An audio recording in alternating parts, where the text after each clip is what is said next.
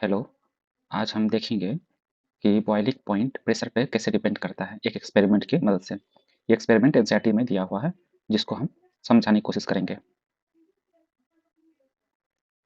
हम लोग एक फ्लास्क लिए, उसको नीचे से हीट करने के लिए ट्राइपॉड स्टैंड पे रख दिए और नीचे से एक गैस स्टोव ऑन किए। इससे हीट वाटर धीरे-धीरे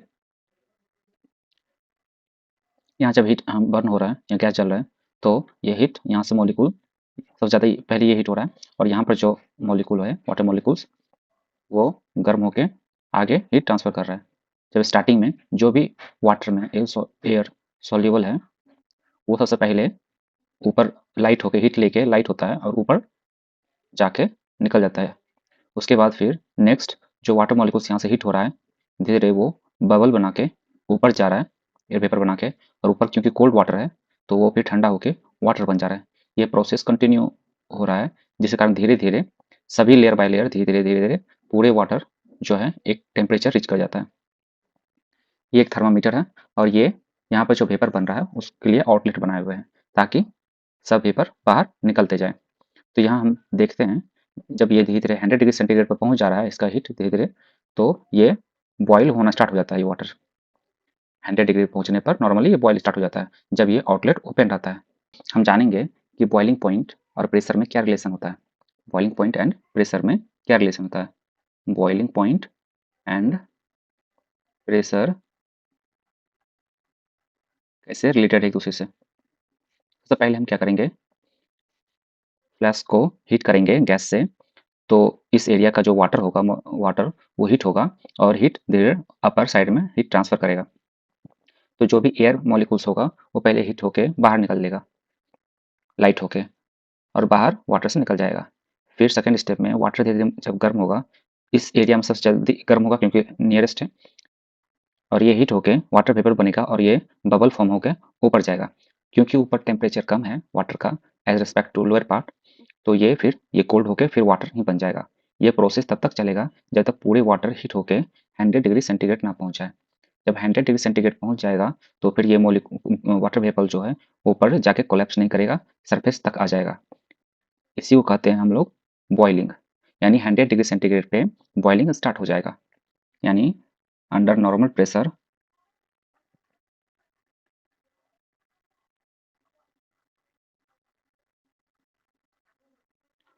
water boil at 100 degree centigrade. अब हम क्या करेंगे, ये जो वाटर वेपर बन रहा था वो एटमॉस्फेरिक प्रेशर के बराबर था और जो भी एक्स्ट्रा प्रेशर क्रिएट करने की कोशिश करता वो वाटर वेपर बाहर निकल जा रहा था आउटलेट से। अब हम क्या करेंगे, इस जो है इसको क्लोज कर देंगे। इसको क्लोज करने के बाद अब जब हम हीट दे रहे हैं इसमें, तो हो ये रहा है, ये हीट लेके वेपर एक्स्ट्रा बना रहा है और जब हीट बन रहा है एक्स्ट्रा, वेपर जब एक्स्ट्रा बन रहा है तो ये धीरे धीरे यहाँ पर डेंसिटी वाटर वेपर का बढ़ रहा है, जिसके कारण ये धीरे धीरे इस सरफेस वाटर सरफेस पे प्रेशर क्रिएट करने लग रहा है।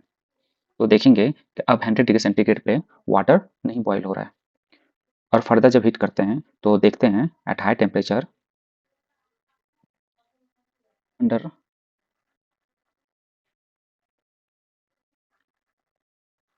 High pressure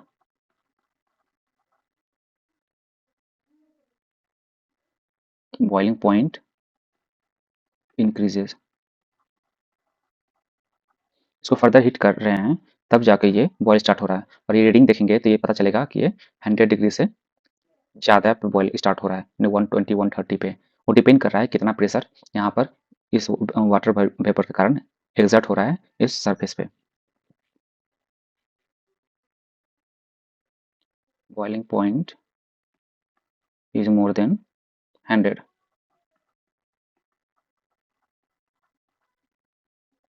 degree centigrade obese. अब ये रिलेशन जानने के लिए यदि प्रेशर घटाते हैं तो क्या फ़र्क पड़ता है बॉइलिंग पॉइंट पे, उसके लिए हम पहले थर्मामीटर भी निकाल लेते हैं या रहने भी दे सकते हैं। इसको पूरा क्लोज किए हुए हैं, स्टोव को यहाँ से हटा लेते हैं, फर्दर हीट नहीं करते हैं और एक चिल्ड वाटर जो कि 0 डिग्री सेंटीग्रेड के आसपास हो, ताकि क्विक कूलिंग हो यहाँ पे इस सरफेस पे। जब इस पर डालते हैं तो इससे नज़दीक जितना भी वेपर होता है वो धीरे धीरे कूल होके वाटर के साथ मिल जाता है, वाटर में कन्वर्ट होके। जिस कारण होता ये है, यहाँ पर जो प्रेशर क्रिएट हो रहा था वो धीरे धीरे इस वाटर वेपर के कारण वो वाटर में कन्वर्ट हो जा रहा है, जिसके कारण इसका प्रेशर इनसाइड घटने लग रहा है। जब प्रेशर घट रहा होता है धीरे धीरे, एक टाइम आता है जब ये एटमॉस्फेयर के प्रेशर से भी कम होने लगता है, क्योंकि इनिशियली यहाँ पर एयर था जो कि वाटर वेपर के द्वारा बाहर निकाल दिया गया था। अब जब यहाँ पर बस वाटर वेपर मॉलिक्यूल है और वो धीरे धीरे कम हो रहे हैं, तो यहाँ पर प्रेशर घटने लग रहा है।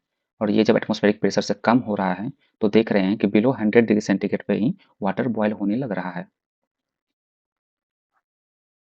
Water start to boiling point decreases as pressure decreases. यहाँ पे 3 पॉइंट नोट किए। एक, अंडर नॉर्मल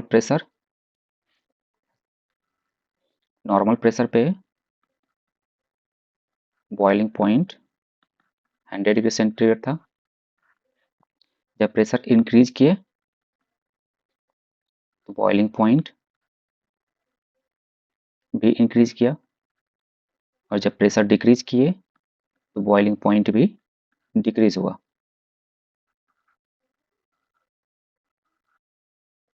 इस तरह से पता चल गया है कि प्रेशर का क्या इफेक्ट होता है बॉइलिंग पॉइंट पे। एक टॉपिक है सब्लिमेशन। सब्लिमेशन कुछ कुछ सब्सटेंस ऐसे होते हैं जो कि सॉलिड से लिक्विड फेज में ना चेंज होकर डायरेक्टली गैस फेज में चेंज हो जाता है, और रिवर्स में गैस से डायरेक्ट सॉलिड फेज में चेंज हो जाता है। यही प्रोसेस को सॉलिड से लिक्विड, जो डायरेक्ट सॉलिड से डायरेक्ट गैस में जो कन्वर्ट होता है, इसी प्रोसेस को कहते हैं सब्लिमेशन। सॉलिड से डायरेक्टली वेपर गैस में कन्वर्ट जो होता है उसी कहते हैं सब्लिमेशन। जैसे ये सब जनरली कैम्फर में होता है। कुछ कुछ एग्जाम्पल से camphor, iodine, dry ice. Dry ice होता है CO2 सॉलिड फॉर्म में, इसे कहते हैं ड्राई आइस। कभी कभी पार्टी उटी में जब देखते हो जो धुआं धुआं होता है वो ड्राई आइस ही रहता है। और ड्यूरिंग सब्लिमेशन प्रोसेस हमेशा सॉलिड और गैस सभी कोएग्जिस्ट करते हैं। ये डेफिनेशन बोले तो बोल सकते हैं हम लोग,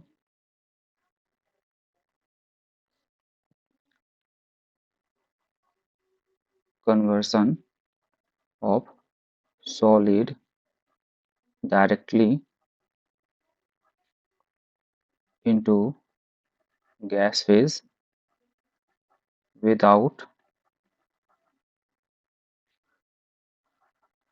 changing into liquid phase called sublimation। ये प्रोसेस सब्लिमेशन हो गया, और जो सब्सटेंस में सब्लिमेशन हो रहा है उसको कहते हैं सब्लिमेट। और कुछ इंपॉर्टेंट एग्जांपल कैम्फर, आयोडीन और ड्राई आइस होता है। ये फेज चेंज वाटर में जो हो रहा था वो ग्राफ जो ऑलरेडी मैंने उधर बताया था उसी को डिटेल में अब समझने की कोशिश करेंगे। इसमें बहुत सारे पॉइंट का एक रिवीजन हो जाएगा जो पहले ऑलरेडी पढ़ चुके हैं। ये टेम्परेचर और हीट का ग्राफ है। हम हीट देते जा रहे हैं, हीट बढ़ते जा रहा है, उसी हिसाब से टेम्परेचर भी बढ़ते जा रहा है। ये डिग्री सेंटीग्रेड में है। स्टार्टिंग में कोई टेम्परेचर है जो कि बिलो 0 डिग्री सेंटीग्रेड, लेट भी ये -50 मानो है डिग्री सेंटीग्रेड। जब ये हीट कर रहे हैं तो ये इसमें सॉलिड फेज में है, सॉलिड फेज में एग्जिस्ट कर रहा है। और ये कब तक सॉलिड फेज में एग्जिस्ट करेगा, जब तक वो 0 तक ना पहुंच जाए। 0 डिग्री पहुंचने पर ये मेल्ट और कह सकते हैं फ्यूजन होने लगता है, यानी वो गलने लगता है, मेल्ट होने लगता है। और इस यहाँ से यहाँ इतना हीट देंगे जब ये हीट, ये लेटेंट हीट हुआ, और इस टाइम प्रोसेस होगा सॉलिड से लिक्विड में चेंज होने का प्रोसेस होगा। इसीलिए यहाँ पर दोनों का ही मिक्सचर मिलेगा, सॉलिड का और लिक्विड का मिक्सचर मिलेगा, सॉलिड प्लस लिक्विड मिलेगा। यहाँ पर टेम्परेचर कांस्टेंट हो रहा होगा, क्योंकि यहाँ पर फेज चेंज हो रहा है। जब भी फेज चेंज होता है वहाँ टेम्परेचर कांस्टेंट होता है, और टेम्परेचर जब कांस्टेंट होता है तो उसको कहते हैं थर्मल इक्विलिब्रियम। यानी यहाँ पर सॉलिड और लिक्विड थर्मल इक्विलिब्रियम में होगा, थर्मल इक्विलिब्रियम में होगा। जैसे ही सॉलिड सारे सॉलिड लिक्विड में कन्वर्ट हो जाएंगे, फर्दर हीट करने पे इसका टेम्परेचर बढ़ने लगेगा और ये बढ़ते बढ़ते 100 डिग्री सेंटीग्रेड तक पहुंचेगा, जहाँ से स्टार्ट होगा बॉइलिंग। और इस बीच में जो होता है उसको कहते हैं स्पेसिफिक हीट। यहाँ लेटेंट हीट और फ्यूजन होगा, ये स्पेसिफिक हीट होगा। यहाँ क्यू का फॉर्मूला इसके लिए होगा एम एस डेल्टा टी, ये मास हुआ आइस का, ये स्पेसिफिक हीट हुआ आइस का, और ये चेंज इन टेम्परेचर।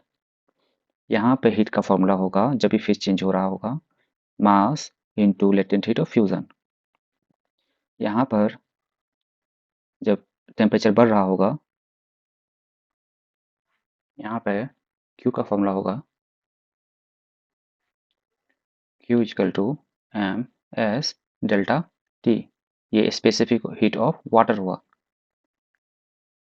ये mass of water, specific heat of water और चेंज इन टेम्परेचर।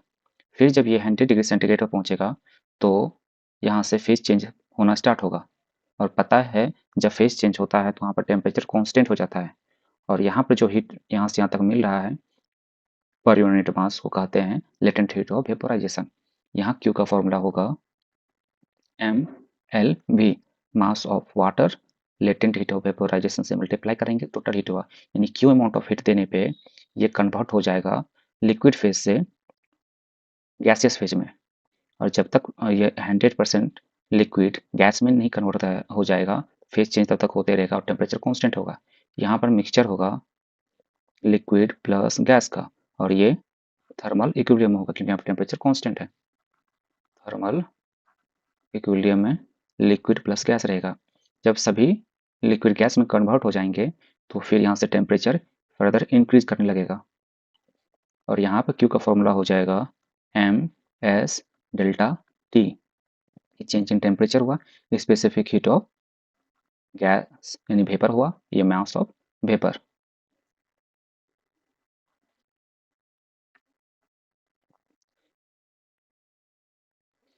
यहाँ पे लेटेंट हीट ऑफ फ्यूजन का वैल्यू होता है वाटर के लिए 3.33 इंटू 10⁵ जूल पर केजी।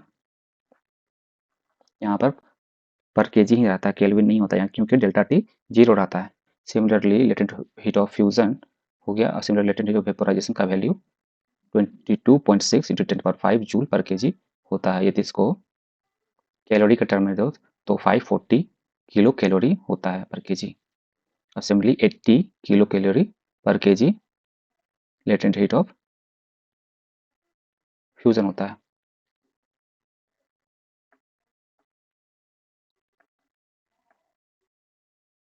अब हम लोग जो अभी तक थ्योरी पढ़े हैं लेटेंट हीट से रिलेटेड या स्पेसिफिक हीट से रिलेटेड, इस पर बेस्ड एक एनसीईआरटी में 2 क्वेश्चंस एग्जांपल में हैं, उसको समझने की कोशिश करेंगे।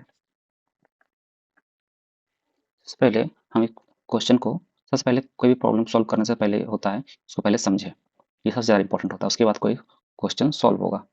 तो इस क्वेश्चन को समझते पहले दिया हुआ है 0.15 केजी ऑफ आइस है। इतना केजी क्या है? आइस है। कितने डिग्री सेंटीग्रेड पर? तो 0 डिग्री सेंटीग्रेड पे, यानी गिवन है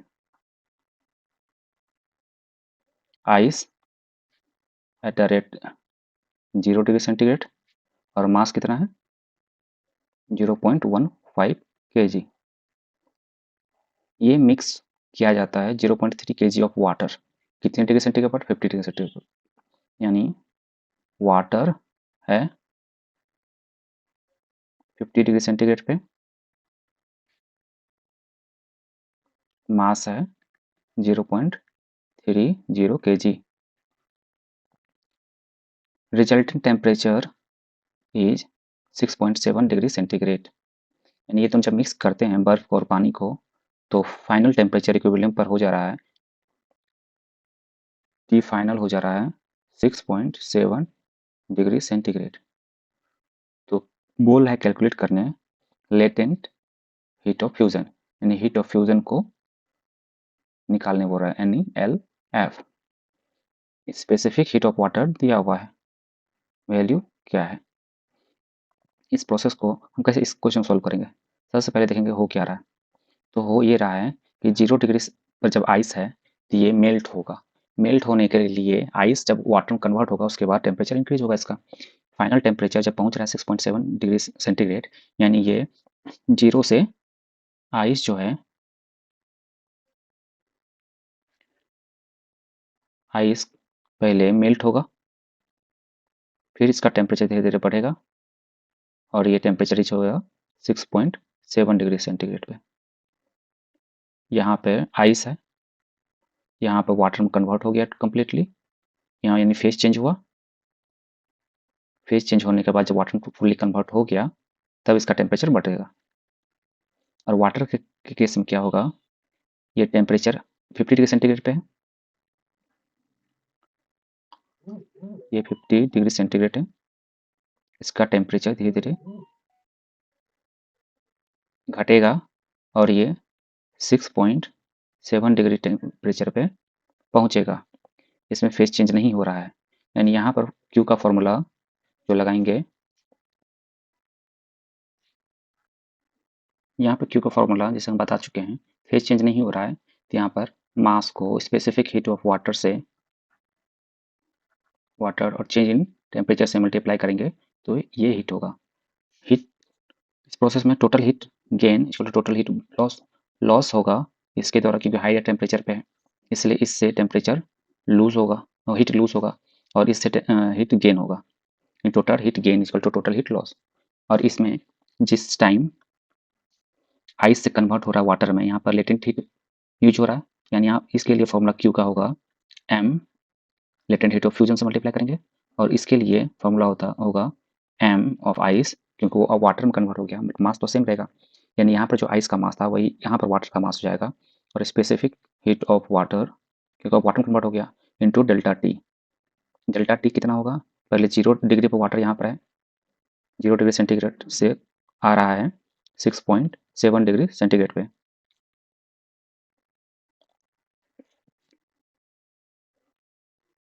और इसमें टेम्परेचर कोई ज़रूरत पड़ता नहीं है। इसमें टेम्परेचर चेंज कितना होगा, पहले 50 डिग्री सेंटीग्रेड था, ये चेंज होके फाइनल टेम्परेचर रीच हो रहा है 6.7 डिग्री सेंटीग्रेड पर आ रहा है, यानी 50 माइनस 6.7 यानी ये 43.3 डिग्री सेंटीग्रेड हो जाएगा। मास ऑफ वाटर दिया हुआ है, स्पेसिफिक हीट ऑफ वाटर भी दिया हुआ है। अब पुट करेंगे यानी heat loss by warm water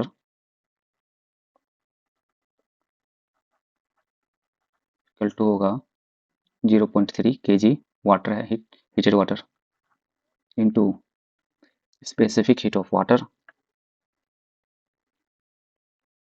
जो कि है 4186 जूल पर केजी पर केल्विन, और टेम्परेचर चेंज कितना है 43.3 केल्विन, केल्विन केल्विन कैंसिल, पर केजी से केजी कैंसिल, यानी बचा यूनिट बस जूल, क्योंकि हीट एक फॉर्म ऑफ एनर्जी है इसीलिए यूनिट तो जूल ही होगा। ये वैल्यू आ रहा है, ये हो रहा है 54376.14 जूल।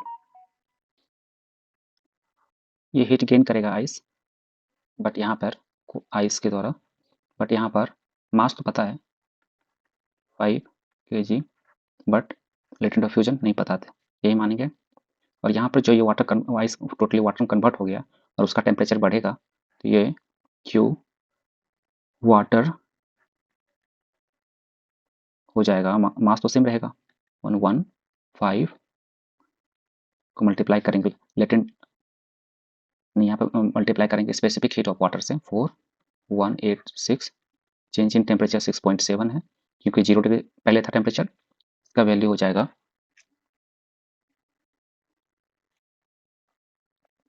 ये हो जाएगा 4206.93 जूल।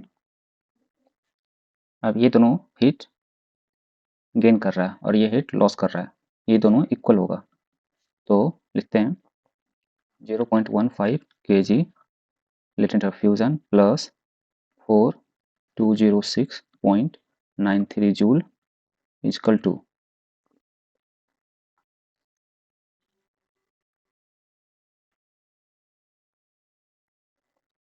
54376.14 जूल। ये इधर ला के माइनस कर देंगे, इसको इधर ला के माइनस कर देंगे।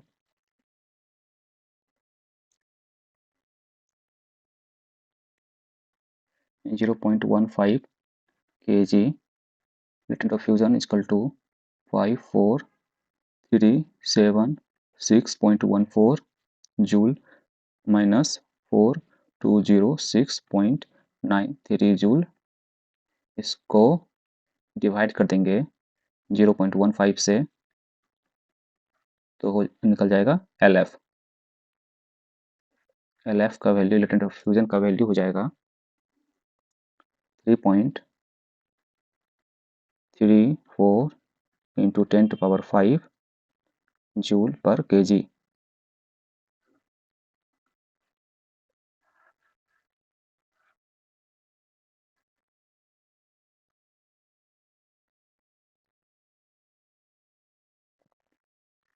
आज के लिए इतना ही, क्योंकि ये बहुत ज़्यादा लंबा लेक्चर जा रहा है।